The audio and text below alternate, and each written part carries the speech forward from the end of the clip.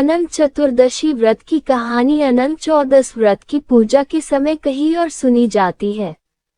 यह व्रत भाद्रपद शुक्ल पक्ष की चतुर्दशी तिथि भाद्वा सुदी चौदस के दिन किया जाता है। व्रत की कहानी सुनने से व्रत का संपूर्ण लाभ मिलता है। अनंत चतुर्दशी व्रत की कहानी। सुमंत नाम का एक ब्राह्मण था। एक सुंदर कन्या के जन्म के बाद उसकी पत्नी की मृत्यु हो गई थी। ब्राह्मण ने दूसरा विवाह कर लिया था। सौतेली मां का व्यवहार बेटी के साथ अच्छा नहीं था। ब्राह्मण ने बेटी सुशीला के बड़े होने पर उसका विवाह कौंडिल्य नाम के ऋषि के साथ कर दिया। विदाई के समय सौतेली मां ने बेटी को विदा करते समय एक टोकरी दी जिसमें सुंदर वस्त्र, फल, मिठाई के स्थान पर मिट्टी के ढेले और फटे पुराने वस्त्र आदि रख दिए। ऋषि कौंडिल्य अपनी पत्नी सुशीला को लेकर आ रहे थे। रास्ते में वे विश्राम करने के लिए एक तालाब के पास रुके। सोचा थोड़ा जलपान आदि कर लें। ऋषि नहाने धोने तालाब के पास चले गए। सुशीला ने टोकरी खोली तो उसमें पकवान की जगह मिट्टी के ढेले देखकर उसका मन घबरा उठा। तभी उसकी नजर सजी धजी कुछ महिलाओं पर पड़ी। मदद के लिए सुशीला उनके पास गई। उसने देखा वे महिलाएं पूजा की तैयारी कर रही थी। पूछने पर उन्होंने अनंत भगवान की पूजा और अनंत सूत्र के बारे में बताया। सुशीला ने भी पूजा में हिस्सा लिया और सच्चे मन से हाथ पर अनंत सूत्र बांध लिया।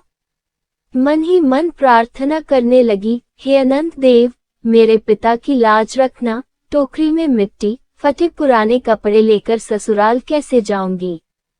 मेरा कष्ट दूर करो भगवान। ससुराल पहुंचने पर जब टोकरी खोली गई उसमें सुंदर वस्त्र, फल, मिठाई आदि भरे हुए थे। अनंत देव की कृपा से ससुराल में बहुत मान मिला और घर भी धन धान्य से परिपूर्ण रहा। एक दिन ऋषि कौंडिन्य की नजर उसकी बाह पर बंधे अनंत सूत्र पर पड़ी। उन्हें लगा कि उनकी पत्नी ने कुछ जादू टोना करने के लिए डोरा बांधा है। उन्होंने क्रोधित होकर धागा तोड़कर आग में फेंक दिया। इससे अनंत भगवान का अपमान हुआ। इस घटना के बाद से ही घर में दैख और दरिद्रता बढ़ने लग गए। ऋषि कौंडिल्य कोढ़ बीमारी से ग्रस्त हो गए।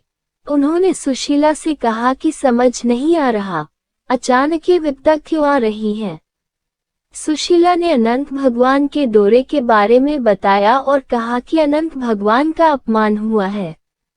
ऋषि ने कहा, मैं अनंत भगवान से अपने किए के लिए क्षमा प्रार्थना करूंगा।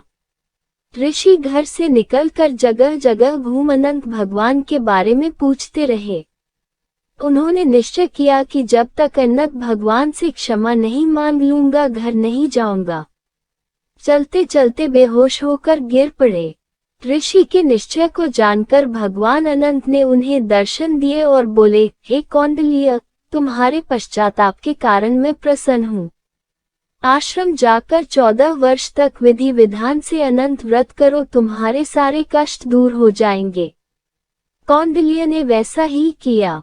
इसके पश्चात उनकी तबीयत में सुधार होता गया और वे पूर्ण रूप से स्वस्थ हो गए तथा दरिद्रता भी समाप्त हो गई। बोलो अनंत भगवान की जय। तो दोस्तों, कैसी लगी आपको ये कहानी? अगर आपको ये कहानी अच्छी लगी हो तो एक लाइक जरूर करना।